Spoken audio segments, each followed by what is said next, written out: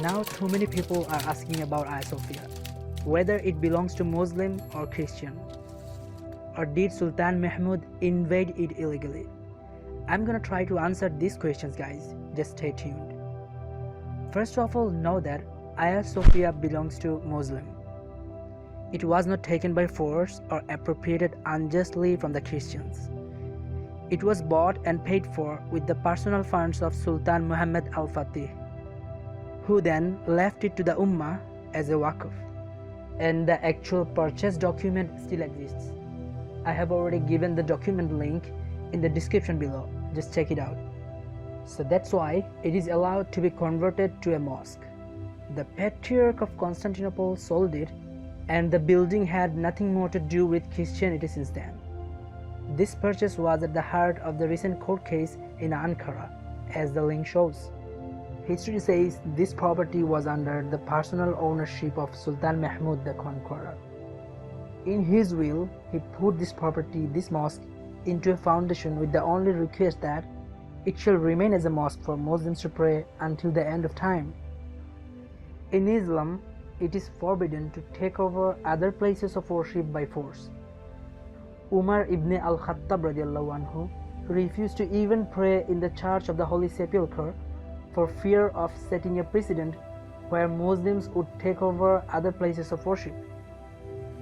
But this does not apply to Hagia Sophia because it was sold to the Muslims by the Christians.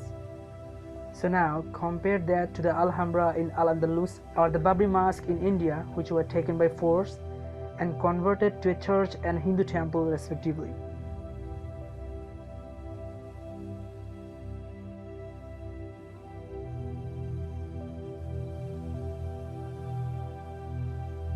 Constantinople was conquered by force and fighting to the end. When this happens to a city, the movable and immovable property within it becomes spoils of war, and the Muslims gain ownership over it. As far as the immovable property is concerned, the Caliph had the option to deal with it according to what suits the interests of the Muslims. With some difference among the madhabs, he may, for example, firstly, let the non-Muslim inhabitants keep it and use it. Secondly, distribute it among the soldiers. Thirdly, make it an endowment for the benefit of the Muslims. So what actually Sultan Mahmud did? He conquered Constantinople, then bought Hagia Sophia from the Christians. Wait, one more thing, guys. There is a lesson to be learned. Sultan Mahmud could have it on his own, right? He could have occupied the entire property, but he didn't. Why? Because this is what Islam teaches us. He conquered the entire city, then finally bought Hagia Sophia from the Christians. If you like this video, don't forget to subscribe and give a thumbs up.